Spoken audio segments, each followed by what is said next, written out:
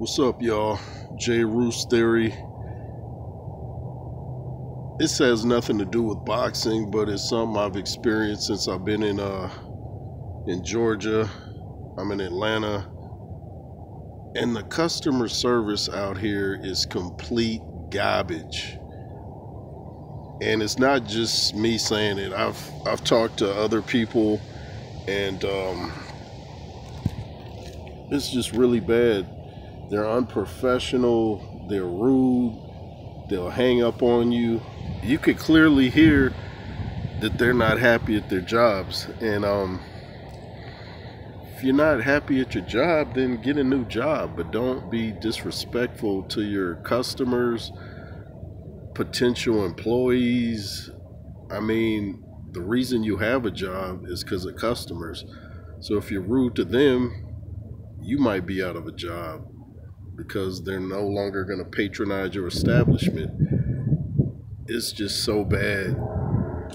There's a story about a guy named, I think his name's Keith Lee, where he was dealing with Atlanta, where they wouldn't serve his wife or something.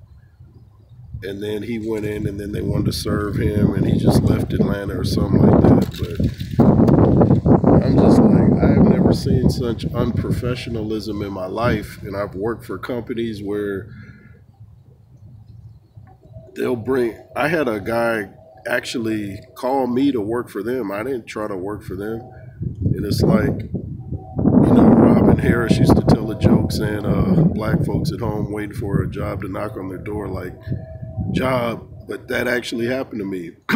They wanted me to work there. Worked there for 4 years straight, no vacations, took no sick days, worked holidays, worked pretty much 7 days a week. And then my manager at the time liked me, and I caught word of that, and I knew if I dated somebody else, she was going to be a problem. And soon as I started dating somebody else, she made something up, got rid of me. Nobody defended me, nobody. And I had even gone to her boss ahead of time and told him, I was like, hey, she's like kind of harassing me, following me on Instagram. And he's like, oh, okay, just block her. But nobody defended me when she let me go for no reason. I was telling my mom, I was like, if I ever start dating somebody, she's going to be a problem. So I met my wife at the job. She got rid of both of us.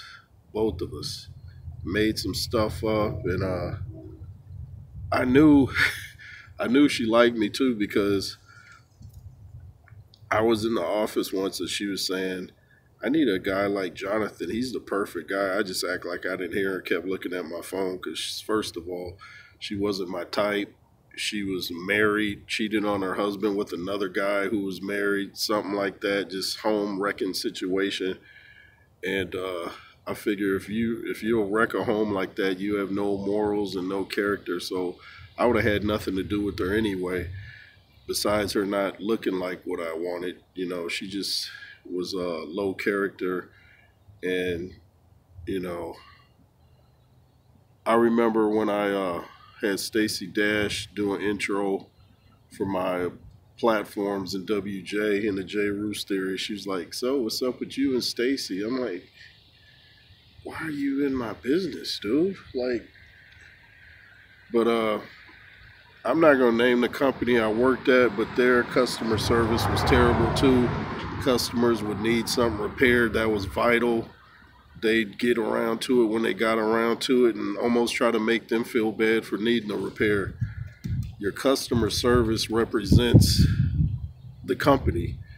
If you can't represent your company right, then you shouldn't be working there. But I might tell the name in a future show. But like I said, the customer service in Georgia is complete trash. People like, I remember when I was calling around for a job a while back, and they actually were like, dude, try to get some little limp wrist sounding dude, sound like he was actually getting smart with me about calling, like I shouldn't have the right to call and ask about a job. Like, what you mean, dude? Like, how'd you get the job? You got to call in, man. There's just a lot of weird stuff in Georgia. Dudes up here acting like chicks, chicks acting like dudes, man. This is like an alternate universe, man.